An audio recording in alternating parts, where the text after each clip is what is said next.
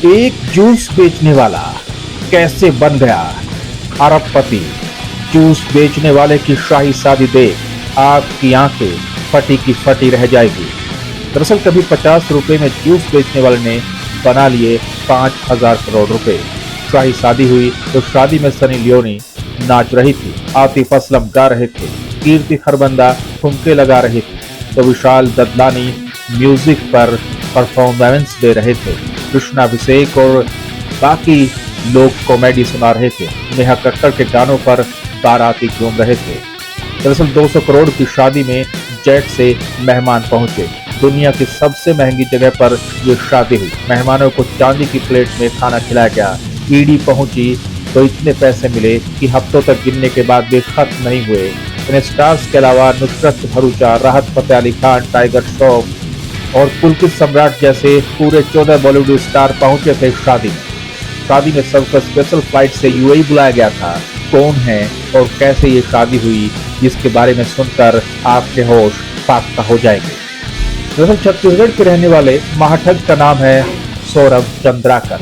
सौरभ चंद्राकर कौन है और उसके पास इतने पैसे कहां से आए, इसने लोगों को कैसे ठगा, ये सब सुनकर और जानकर आपको यहाँ तक सुकेश चंद्रशेखर की कहानी भी ठीक ही पड़ जाएगी।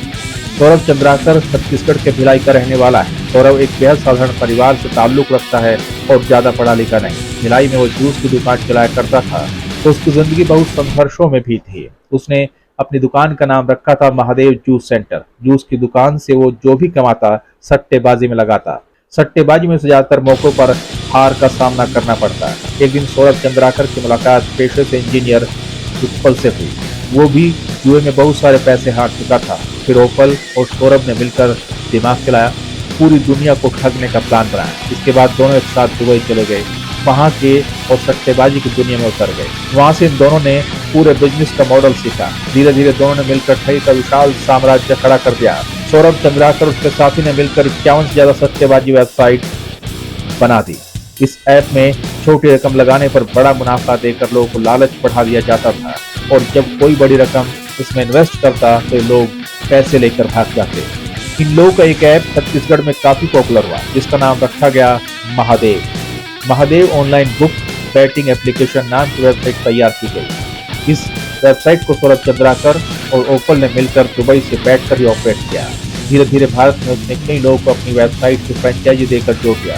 फ्रेंचाइजी देने का सीधा सा मतलब था करीब 30% के प्रॉफिट मॉडल पर लोग उनके साथ काम करने लगे। भारत में इस एप्लीकेशन से जो भी कमाई होती उसको मनी लॉन्ड्रिंग के जरिए विदेशों में ठिकाने लगा दिया जाता।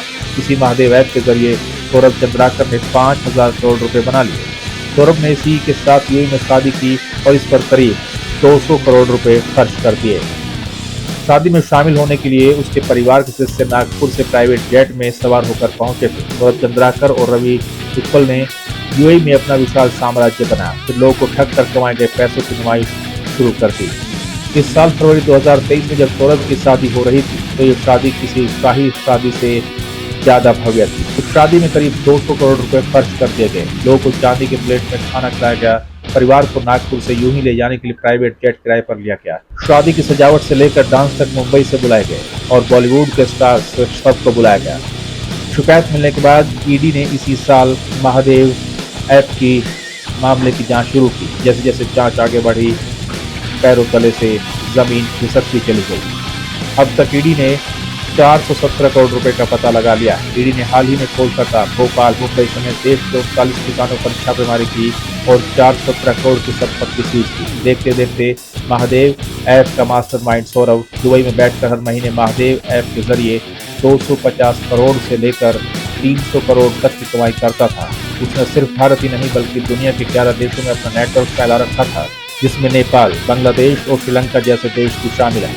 इस ऐप में गेम की शुरुआत 500 रुपए इन्वेस्ट कराने से होती थी। किसी ने 500 का अगर सट्टा लगाया तो पहले कुछ अमाउंट लगातार जीतने दिया जाता, लेकिन जैसे ही कस्टमर मोटा पैसा लगाता वैसे इस एप्लीकेशन पर शख्स का अकाउंट ब्लॉक करके उसके अकाउंट से सारे पैसों का ट्रांजैक्शन कर लिया जाता। खैर अभी भी ऐसे ठग का हिसाब किताब जारी है।